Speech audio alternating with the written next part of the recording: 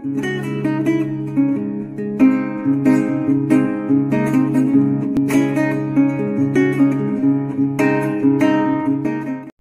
আমরা মধ্য ভারতীয় আর্য ভাষার ধ্বনিতাত্ত্বিক ও রূপতাত্ত্বিক বৈশিষ্ট্য সম্পর্কে আলোচনা করব। প্রথমে আমাদের জানা দরকার যে মধ্য ভারতীয় আর্য বলতে আমরা কোন সময়কালটাকে বুঝি। আমরা আগের দিনে প্রাচীন ভারতীয় আর্যকালের আর্যের সময়কাল পেয়ে গিয়েছিলাম যে আনুমানিক 1500 থেকে আনুমানিক খ্রিস্টপূর্ব 1500 থেকে খ্রিস্টপূর্ব 600 পর্যন্ত। ঠিক তাহলে মনে রাখতে হবে মধ্য ভারতীয় আর্যের ক্ষেত্রে ঠিক খ্রিস্টপূর্ব 600 থেকে একেবারে 900 খ্রিস্টাব্দ পর্যন্ত, মানে কি চর্যাপদের আবিষ্কারের ঠিক আগে পর্যন্ত মনে রাখতে হবে মধ্য ভারতীয় আর্য ভাষা। এবং মধ্য ভারতীয় আর্য ভাষা বলা মানেই আমাদের কিন্তু মনে রাখতে হবে প্রাকৃত এবং অপভ্রংশ এই দুটো ভাষা হচ্ছে এই সময়ের সবচেয়ে উল্লেখযোগ্য ভাষা, বা অবহট্ট ভাষাটাকেও বলা যেতে পারে, ওর সঙ্গে অপভ্রংশ অবহট্ট একসাথেই বলা হয়। তো সেই হিসাবে মাথায় রাখতে হবে তোমাদের। তো এখন দেখো, এই যে সময়কালে আমাদের রচিত যে সাহিত্য, যেমন প্রাকৃত ভাষাতে আমরা প্রাকৃত পৈঙ্গল পাই, প্রাকৃত পৈঙ্গল, হালের কাঁথা শব্দ, সই, হ্যাঁ, এই সমস্ত ভাষার বইগুলো আমরা এই সময়তে পেয়েছি। যেমন এই সময় কবিতার যে নিদর্শন, অগ্গর ভত্তা রম্ভ কত্তা গায়িক ভিত্তা দুর্গ সুযুক্তা মৈলি মৎসা নালিচ গচ্ছা বিজয়ী কান্তা খা কোনো বান্তা, মানে কি গরম ভাত কলার পাতায় অগ্গর ভত্তা রম্ভ ভত্তা। আর কি এখানে মাথায় রাখতে হবে যে সেখানে আমরা কি দিচ্ছি, মৈলি মৎসা নালিচ গচ্ছা, মরলা মাছ নালচে শাক, দ্বিজয়ী কান্তা খাপনা ভত্তা, দিচ্ছে পূর্ণমান, দিচ্ছে স্ত্রী এবং খাচ্ছে পূর্ণমান স্বামী। তো এই যে চিত্রটা আমাদের মনে করিয়ে দিতে পারে রবীন্দ্রনাথের শিশু সাহিত্যে, আমসত্ব দুধে ফেলি তাহাতে কদলী দই সন্দেশ মাখিয়া দিয়া তাতে হাপুস হুপুস শব্দ চারিদিক নিস্তব্ধ পিপি রাখা দিয়া যায় পাতে। তো সেই রকমই এখানে একটা সুন্দর খাদ্যরসিকের খাদ্যচিত্রের দৃশ্য আমরা এই প্রাকৃত বঙ্গালী কবিতাতেও পাই। তো ওই রকম ভাষাকে নিয়েই আমরা আজকে যে ধ্বনিতাত্ত্বিক এবং রূপতাত্ত্বিক বৈশিষ্ট্য এই সমস্ত ভাষায় যে পেয়েছি সেগুলো নিয়েই আজকে আমরা আলোচনা করব। তো চলে এসো আমাদের ধ্বনিতাত্ত্বিক বৈশিষ্ট্য। প্রথমে 1 নম্বর হচ্ছে লি ধ্বনি। এই লি ধ্বনিটির ব্যবহার সংস্কৃত ভাষাতে সীমাবদ্ধ ছিল, আমরা দেখেছিলাম, অল্প ছিল। আগের দিনে যে আমরা আলোচনাটা করেছিলাম সেখানে দেখেছি যে প্রাচীন ভারতীয় আর্যে মানে সংস্কৃত ভাষায় লি ধ্বনিটা অল্প বিস্তর ব্যবহার ছিল। এখন তার সঙ্গে রি, মানে লি তো লুপ্ত হলো বটেই, আবার রিটাও লুপ্ত হয়ে গেল, অর্থাৎ সরাসরি রিকা আমরা ওইভাবে ব্যবহার করতে পারলাম না। যেমন মৃগ, মৃগ, আমাদের ওই সময়তে আমরা প্রাকৃত এবং অপভ্রংশ ভাষাতে দেখলাম ব্যবহারটা হচ্ছিল একটু অন্যরকম ভাবে। মৃগটা হয়ে গেল মগ, কোথাও ব্যবহার হলো দিগ, কোথাও ব্যবহার হলো মুগ, কোথাও ময়রা ফলা হচ্ছে গ মৃগ, কোথাও ময়রা ফলা হচ্ছে গ মৃগ। তো দেখো এই বহু রকমের ব্যবহার দেখা গেল, কিন্তু রিকার আর ব্যবহৃত হলো না। আর লিকা তো চলে গেছে, লিকারও লুপ্ত হয়েছে। এবার দেখো 2 নম্বরে ওই থেকে হলো এ এবং ও থেকে আমরা ও ব্যবহারের একটা প্রবণতা দেখতে পেলাম। যেমন ধরো তৈল বলা হতো তেল, পৌর হয়ে গেল পৌর, কৌমুদি থেকে হয়ে গেল কৌমুদি। তাহলে এগুলোকে লক্ষ্য করলে বুঝবে ওইটা দেখো এ হয়েছে, ওটা দেখো ও হয়েছে, এখানে ওটা ও হয়েছে। তো এরকম ভাবে আমরা লক্ষ্য করছি অয়টা হয়েছে এ, অপটা হলো ও। ঠিক পূজয়তি থেকে পূজেতি, লবণ লোন, লক্ষ্য করে দেখো খুব মজার জিনিস, লবণ, তাহলে লব অব অব অবটা চলে গেল, অবের জায়গাতে দেখো লব লোন ও হয়ে গেল, তাহলে নোন লন। এইরকম পদের শেষে যদি ন জাত বা ন জাত অনুসার সেটা কিন্তু বজায় রইল এবং নরাম থেকে হয়ে গেল নড়া। রি র স এবং মধ্যাহ্নস্ব এবং তালবস্য যোগে যে মূর্ধন্য ভ্রমণ, এটা সংস্কৃতে একটা প্রবণতা ছিল, আমরা আগে প্রাচীন ভারতে আর্য করতে গিয়ে পেয়েছিলাম। তবে পশ্চিমবঙ্গ ভাষার আদিস্বরে এই প্রভাব তেমন দেখা গেল না, এটা কিন্তু মাথায় রাখতে হবে। যেমন বিকৃত থেকে বিকট হয়েছে, দ্বাদশ থেকে দ্বাদশ হয়েছে। তিনটে ধ্বনির মধ্যে মাগধিতে তালবস্য আর অন্যান্য ক্ষেত্রে দন্তেস্ব বর্তমান। তাহলে এটা দেখো সুতনুকা দন্তেশ্বয় ছিল, হয়ে গেছে তালবস্য, তখন এটা মাগধিতে ব্যবহৃত সুতনুকা এই শব্দটা মাগধি অপভ্রংশে আমরা পাই। তিষ্ঠন্ত, এটা হলো তিষ্ঠন্ত, দেখো দন্তেস্ব হয়ে গেছে। তাহলে এইরকম ব্যবহার আমরা দেখছি, এটা আমরা 6টা পয়েন্ট পেলাম আপাতত।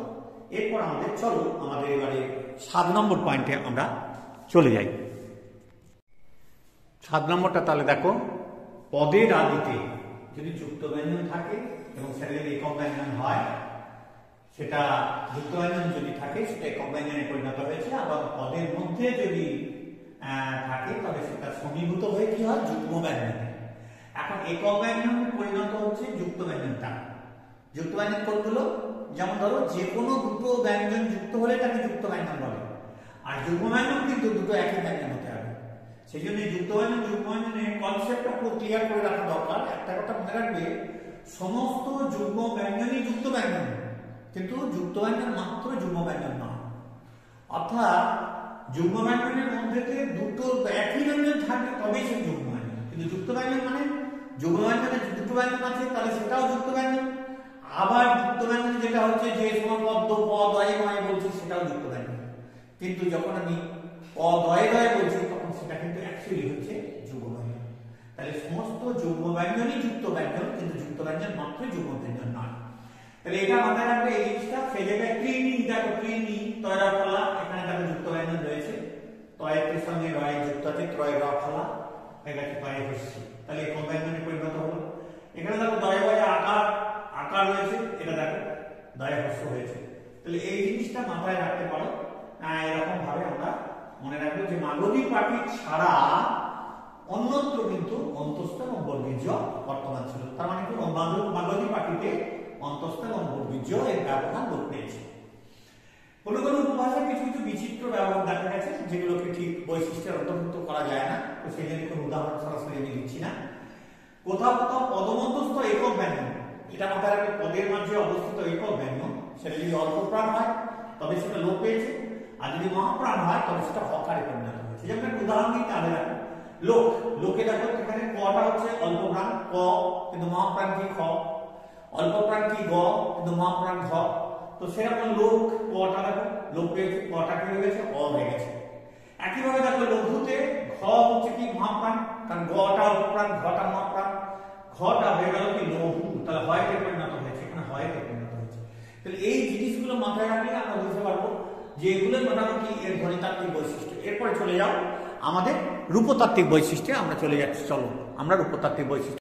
রূপতাত্ত্বিক বৈশিষ্ট্যের ক্ষেত্রে প্রথম পয়েন্ট হিসেবে আমরা পাবো পদের শেষে অবস্থিত ব্যঞ্জন ধ্বনি লোপ পেল। তাহলে তারপরে কি হলো, প্রায় সব ব্যঞ্জনান্ত শব্দই স্বরান্ত শব্দে পরিণত হলো। এটা কিন্তু একটা খুব ভালো কথা মনে রাখবে যে পদের শেষে অবস্থিত ব্যঞ্জন ধ্বনি সেগুলো লোপ পেয়েছে, আমরা আগের ধ্বনিতাত্ত্বিকে পেয়েছিলাম, এবং তার ফলে কি হলো না রূপতাত্ত্বিক পরিবর্তন দেখা দিল। অর্থাৎ ব্যঞ্জনান্ত শব্দ স্বরান্ত শব্দে পরিণত হলো। ব্যঞ্জনান্ত মানে যে শব্দের শেষে ব্যঞ্জনবর্ণ থাকে ব্যঞ্জনান্ত, আর যে শব্দের শেষে স্বরবর্ণ থাকে তাহলে ব্যঞ্জনান্ত উঠে গেলে সেখানে স্বরান্ত চলে এলো, স্বরান্ত শব্দ হলো।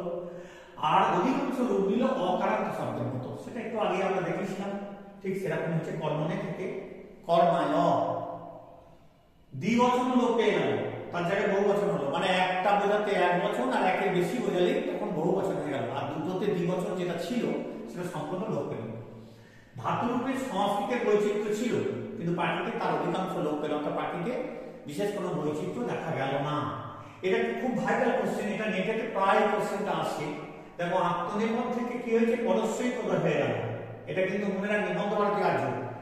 আর 10টা গণ ছিল, গণের মধ্যে একমাত্র ভাব দ্বিগণ বজায় গেল। এটা কিন্তু নেটেতে প্রায় বছর ঘুরে ফিরে কোশ্চেন আসে যে কি গণটা, কোন গণটা এলো, মানে ভাব দ্বিগণটা বজায় গেল। এটা কিন্তু ভুলে যাবে না, এটা কিন্তু একমাত্র ভাব দ্বিগণ বজায় ছিল কোন ইয়েতে না মধ্যভারতীয় আর্য। তার আগে কিন্তু প্রাচীন ভারতীয় আর্যে 10টা গণ ছিল, এটা মাথায় রাখবে। এবার মাথায় রাখো অতীতকালের ক্রিয়ারূপে আমরা কি ছিল লং লুম লিফট, মনে আছে একটু আগেই পড়িয়ে গেলাম। তাহলে আমরা পড়েছি আগের ভিডিওতে পড়েছি, তাহলে দেখো লিফটটা লোপ পেয়ে গেল আর লং আর লুমটা একসাথে মিশে গেল। তাহলে বুঝে গেছো নিশ্চিত যে তিনটে থেকে পরিণত হলো একটা, অর্থাৎ যেটাকে আমরা পরে অতীত কাল বলছি, যেটা আরো পরে বঙ্গ ভারতীয় আর্য ভাষাতে আমরা অতীত কাল চলে আসবো, আম লুটে যোগফল হয়ে যাবে অতীত কাল, অর্থাৎ লিপটা লোপ পেয়ে যাবে। আরেকটা কথা, এটাও দেখো নেটে প্রায় কোশ্চেন আসে, এই মধ্য ভারতীয় আর্যে কি লোপ পেয়েছিল, অভিপ্রায় এবং নির্বন্ধ এই দুটোই কিন্তু লোপ পেয়েছে, এই দুটো কিন্তু মাথায় রাখবে, যেন ভুলে যাও না। অস্বাভাবিকের বৈচিত্র্য লোপ পেল, অস্বাভাবিকতে অনেক ধরনের বৈচিত্র্য আমরা সংস্কৃত ভাষায় দেখেছি বা প্রাচীন ভারতীয় আর্যে দেখেছি, এখানে কিন্তু সেটা লুপ্ত হয়ে গেল। এরপরে প্রশ্ন দেখো, বর্তমানকালে নির্দেশক, নির্দেশক বোঝাতো কি দিয়ে, লর্ড দিয়ে, অনুজ্ঞা বোঝাতো কি দিয়ে, লোক দিয়ে, সম্ভাবক বোঝাতো কি দিয়ে, বিধিলিন মানে উচিতার্থে বিধিলিন সম্ভাবক, এবং ভবিষ্যৎকালে লিপ্ট শুধু বেঁচে রইল। এটা কিন্তু মাথায় রাখবে যে জিনিসটা ঘটল। আর অধিকাংশ বিভক্তি লোপ পেল বলে সেখানে অনুসর্গীয় প্রত্যয়, অনুসর্গীয় প্রত্যয় কাকে বলে আমি বলে দিয়েছি, দেখো বিভিন্ন শব্দকে অনুসর্গ রূপে ব্যবহারের একটা প্রবণতা। তাহলে এই জিনিসটা আমরা ঘটলো, অর্থাৎ আমাদের মধ্যভারতীয় আর্যে একটা বড় ধরনের পরিবর্তন ঘটে গেল, যেটা আমরা প্রাচীন ভারতে আগে দেখেছিলাম, সেখান থেকে অনেকটা বদলে গেল। তো এই দিকগুলো আমাদের মাথায় রাখতে হবে। তো এইগুলো থেকে আমাদের ধ্বনিতাত্ত্বিক রূপতাত্ত্বিক বৈশিষ্ট্য প্রায় বিভিন্ন ধরনের কোশ্চেন, সে অনার্সের ছাত্রই হও, এমএর ছাত্রী হও, আর তুমি নেটের ছাত্রী হও আর সেটের পরীক্ষায় দাও, বা তুমি অন্য কোনো কম্পারেটিভ লিটারেচারে বাংলা ধ্বনিতত্ত্ব নিয়ে পড়াও, ফোনেটিক্স পড়ো, সর্বত্র তুমি এই ধরনের বৈচিত্র্যগুলো বা বৈশিষ্ট্যগুলো প্রায় বিভিন্ন ধরনের কোশ্চেনে এসে থাকে। এগুলো তোমরা একটু ভালো করে নজর রাখবে এবং একটু ঘুরিয়ে ফিরিয়ে দেখবে তুমি এর মধ্যে থেকে কোশ্চেনগুলো চলে আসছে, এই পর্বের কোশ্চেন, এই ভিডিওগুলো মনোযোগ দিয়ে দেখলে কিন্তু তোমরা সব উত্তর পেয়ে যাবে। তা আশা করি তোমাদের ভালো লাগবে। যদি ভালো লাগে তাহলে অবশ্যই আমাদের চ্যানেলটাকে সাবস্ক্রাইব করবে এবং তোমরা পরবর্তী ভিডিও পেতে আমাকে উৎসাহিত করে তুলবে। আশা করি ভালো থাকবে। এই তোমাদের কাছে আমি বিদায় নিচ্ছি। নমস্কার।